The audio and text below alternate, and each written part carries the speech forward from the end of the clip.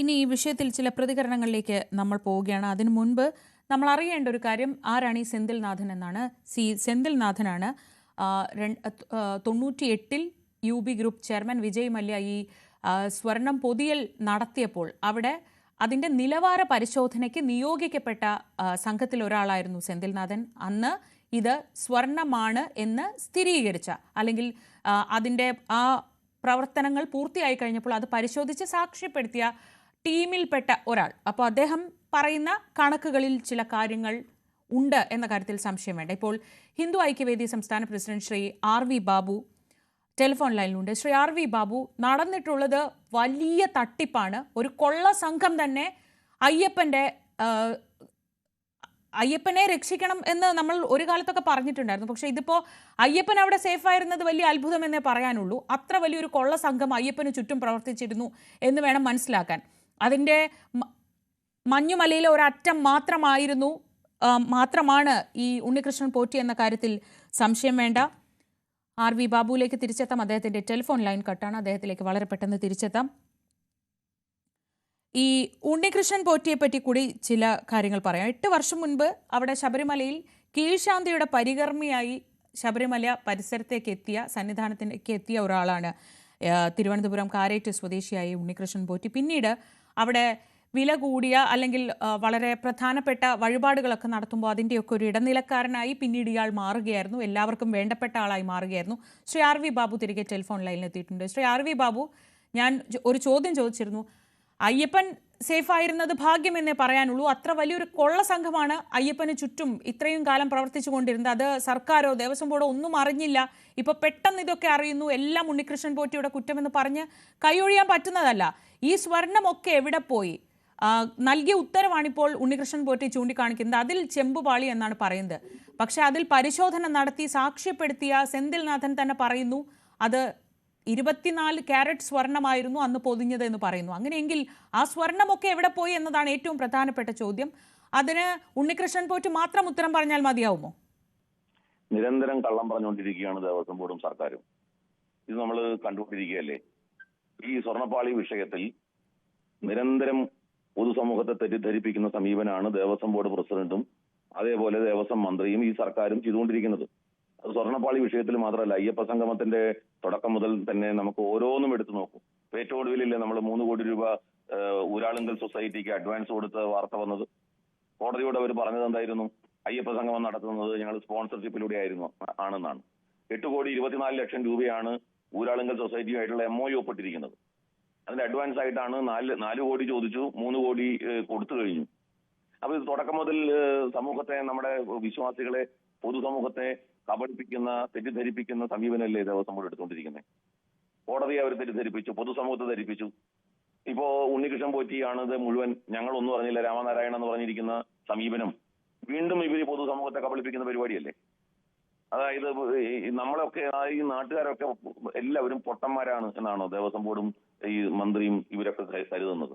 1998-ൽ Vijay Mallya 30.5 kilo സ്വർണം ഉപയോഗിച്ചുകൊണ്ട് സ്വർണം പൂശി എന്നും 5 കിലോ ഉപയോഗിച്ചുകൊണ്ട് അതിന്റെ സ്വർണ്ണ പാളി തയ്യാറാക്കി എന്നൊക്കെ നമ്മൾ ഇതിനകം തന്നെ വ്യക്തമായതാണ്.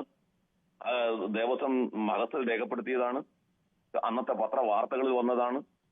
ഇതെല്ലാം പൊതുസമൂഹത്തിന് മുമ്പിൽ ഇരിക്കുമ്പോൾ ഞങ്ങൾക്കിത് ചെമ്പാണ് അവിടെ ഉണ്ടായിരുന്നത്, ചെമ്പാണ് കൊടുത്തുവിട്ടത് എന്നൊക്കെ പറയുമ്പോൾ ആ സ്വർണം ചെമ്പാക്കി മാറ്റിയത് എങ്ങനെയെന്നാണ് നമുക്കറിയേണ്ടത്. ഇതിൽ ആരൊക്കെയാണ് ദേവസ്വം ബോർഡ് പ്രസിഡന്റോ അല്ലെങ്കിൽ ദേവസ്വം ബോർഡിലെ ഏത് ഉദ്യോഗസ്ഥന്മാരാണ് ഈ സ്വർണം ചെമ്പാക്കി മാറ്റാൻ കഴിയുന്ന അത്ഭുത വിദ്യ സ്വായത്തമാക്കിയതെന്ന് അറിയേണ്ടത് നമുക്ക്. അതിന് ഈ പറയുന്ന ദേവസ്വം വിജിലൻസിന്റെ അന്വേഷണം കൊണ്ടൊന്നും യാതൊരു ഗുണവും കിട്ടാൻ പോകുന്നില്ല. ഇവർക്ക് മടിയിൽ കനമില്ല എന്ന് അത്ര ഉറപ്പുണ്ടെന്നുണ്ടെങ്കിൽ ഈ സർക്കാർ ആവശ്യപ്പെടട്ടെ, ഒരു CBI അന്വേഷണം വേണമെന്ന് ആവശ്യപ്പെടട്ടെ. സർക്കാർ ആവശ്യപ്പെടാണ് CBI അന്വേഷിക്കാൻ ഇവിടെ വരില്ലല്ലോ. സംസ്ഥാന സർക്കാർ അങ്ങനെ ഒരു തീരുമാനത്തിലെത്തി പ്രമേയം പാസ്സാക്കിയിട്ടുണ്ടല്ലോ. ശ്രീ RV ബാബു, നിങ്ങൾ ഈ വിഷയം വളരെ കൃത്യമായി ഫോളോ ചെയ്യുന്നുണ്ടാവുമല്ലോ.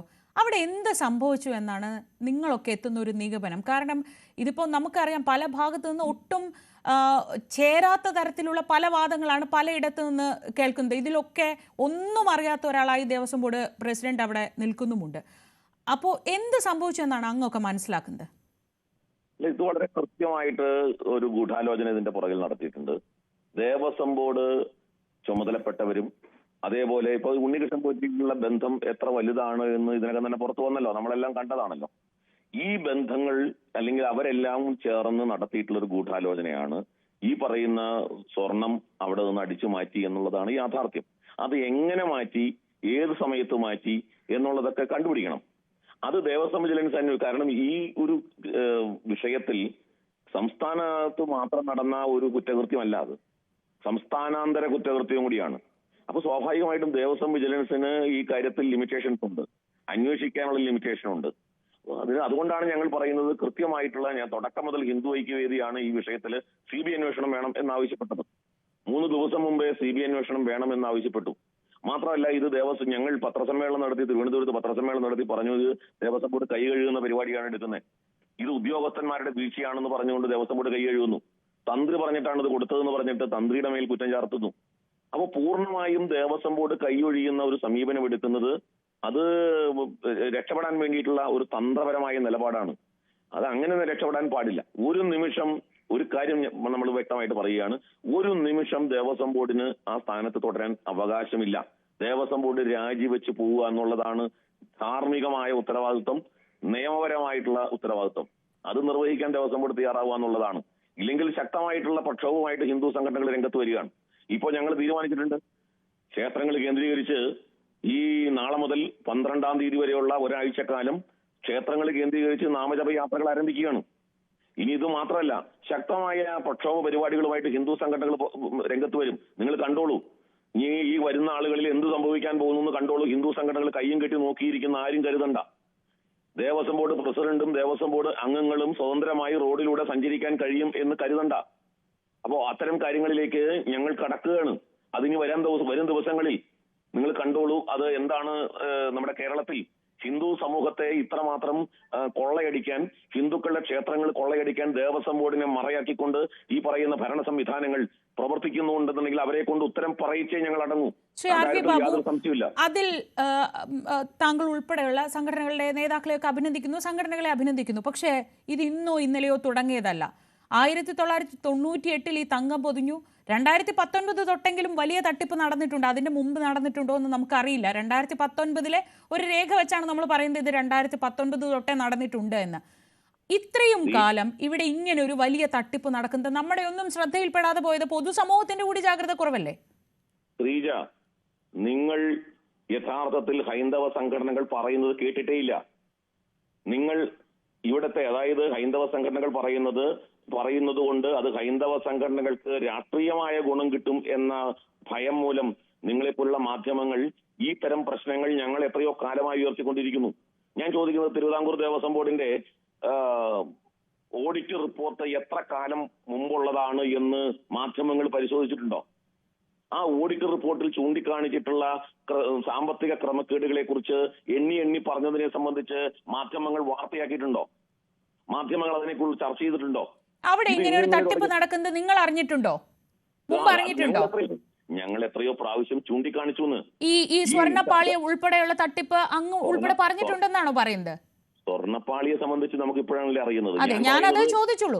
ഞാൻ ചോദിച്ചത് നിങ്ങൾ മുൻപ് നടത്തിയ കാര്യങ്ങളെ, ചെയ്തിട്ടുള്ള കാര്യങ്ങളെ ഒന്നും തള്ളി പറയുന്നില്ല. പക്ഷേ ഞാൻ പറയുന്നത് ഇത്രയും വലിയൊരു തട്ടിപ്പ് ഇത് ആരും അറിയാതെ കൊണ്ടുപോകാൻ പറ്റുന്ന ഒരു സാധനമൊന്നും അല്ലല്ലോ. എന്നിട്ടും അത് ആരും അറിഞ്ഞില്ല എന്നൊക്കെ പറയുമ്പോൾ അതിലുള്ളൊരു അവിശ്വസനീയതയാണ് ഞാൻ പറയുന്നത്.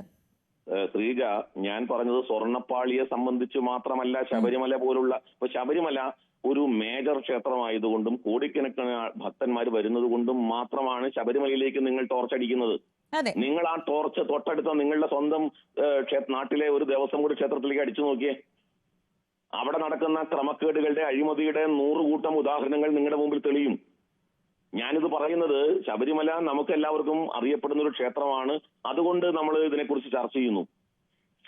ദേവസ്വം ബോർഡിന്റെ കീഴിലുള്ള, അത് തിരുവിതാംകൂർ ദേവസ്വം ബോർഡിന്റെ കീഴിലും മാത്രമല്ല, കേരളത്തിലെ 5 ദേവസ്വം ബോർഡിന്റെ കീഴിലുള്ള ക്ഷേത്രങ്ങളും കേന്ദ്രീകരിച്ച് നടക്കുന്നത് ശുദ്ധമായ അഴിമതിയാണ്, ക്രമക്കേടുകളാണ്, സ്വജനപക്ഷപാതമാണ്, എല്ലാമാണ്. ഇതിനെ സംബന്ധിച്ച് ഞങ്ങൾ ആവർത്തിച്ച് പറഞ്ഞുകൊണ്ടാണ് ഞങ്ങൾ പറയുന്നത്, ഈ ദേവസ്വം ബോർഡ് സംവിധാനം രാഷ്ട്രീയ വിമുക്തമാക്കിക്കൊണ്ട് അത് വിശ്വാസികളെ ഏൽപ്പിക്കൂ എന്ന്. അങ്ങനെ ഞങ്ങൾ പറയുമ്പോൾ അത് സംഘപരിവാറിന്റെ ഒരു അവകാശം അല്ലെങ്കിൽ വാദമായിട്ട് മാത്രം അതിനെ സൈഡ് ലൈൻ ചെയ്യുന്ന ഒരു പ്രവണതയാണ് ഇതുവരെ കണ്ടത്. ഞങ്ങൾ പറയുന്നത് ഞങ്ങൾക്ക് ഭരിക്കാൻ വേണ്ടിയല്ല, വിശ്വാസികൾ ഭരിക്കട്ടെ.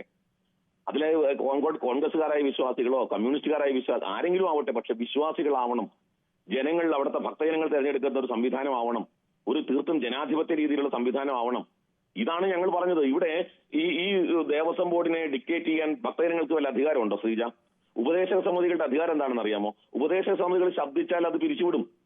ഉപദേശക സമിതികൾക്ക് ഒരു വ്യത്യസ്തമായ അഭിപ്രായം ദേവസ്വം ബോർഡിന്റെ നടപടിക്രമങ്ങളെ കുറിച്ച് പറഞ്ഞാൽ ഓൺ ദ സ്പോട്ടിൽ ഉപദേശക സമിതികളെ പിരിച്ചുവിടുന്ന സമീപനമാണ് ഇപ്പോൾ ഉള്ളത്. അവർക്ക് യാതൊരു അധികാരവും. അവർ കേവലം പണം പിരിച്ച ഉത്സവ നടത്തിപ്പ് എന്നുള്ളതിനപ്പുറത്തേക്ക് ക്ഷേത്ര ഭരണ സംവിധാനങ്ങളെ കുറിച്ച് അഭിപ്രായം പറയാൻ ഉപദേശക സമിതികൾക്ക് അവകാശമില്ല. അപ്പൊ ഇതെല്ലാം നമ്മുടെ കൺമുമ്പിൽ കണ്ട് ഞങ്ങൾ ഇതെല്ലാം എത്രയോ കാലങ്ങളായി പറഞ്ഞുകൊണ്ടിരിക്കുന്നു. ഈ ദേവസ്വം സംവിധാനം കുത്തഴിഞ്ഞ പുസ്തകം പോലെയാണ്. ഇത് അങ്ങേയറ്റം ഈ കാട്ടിലെ തടി തേവരുടെ ആന എന്നുള്ള മട്ടിൽ ജനങ്ങളെ കൊള്ളയടിക്കുകയാണ്, ഭക്തജനങ്ങളെ കൊള്ളയടിക്കുകയാണ്. ഇതെല്ലാം ഞങ്ങൾ പറഞ്ഞുകൊണ്ടിരിക്കുന്നു. ആര് കേൾക്കാൻ? അപ്പൊ അതുകൊണ്ട് ഭക്തജനങ്ങളെ പിഴിഞ്ഞെടുക്കുന്ന ഒരു സംവിധാനം, ഈ സംവിധാനത്തിനെതിരായ ഒരു ജനകീയ മുന്നേറ്റം സൃഷ്ടിക്കുക എന്നുള്ളത് മാത്രമാണ് ഇത്. കാരണം സർക്കാർ ഇതൊരു നല്ല അവസരമാണ്. ദേവസ്വം ബോർഡ് അവരുടെ പൊളിറ്റിക്കൽ അപ്പോയിന്റ്മെന്റിനുള്ള അവസരം. രാഷ്ട്രീയ പ്രസ്ഥാനങ്ങളുടെ ലാവണമാണ് ദേവസ്വം ബോർഡ്. ഓരോ രാഷ്ട്രീയ പ്രസ്ഥാനത്തിന്റെയും ആളുകളെ ദേവസ്വം ബോർഡ് അംഗങ്ങളാക്കിക്കൊണ്ട് അവരുടെയൊക്കെ ലാവണമാക്കി മാറ്റുകയാണ്. കോടിക്കണക്കിന് രൂപയുടെ അഴിമതി നടത്താൻ പറ്റിയ ലാവണം.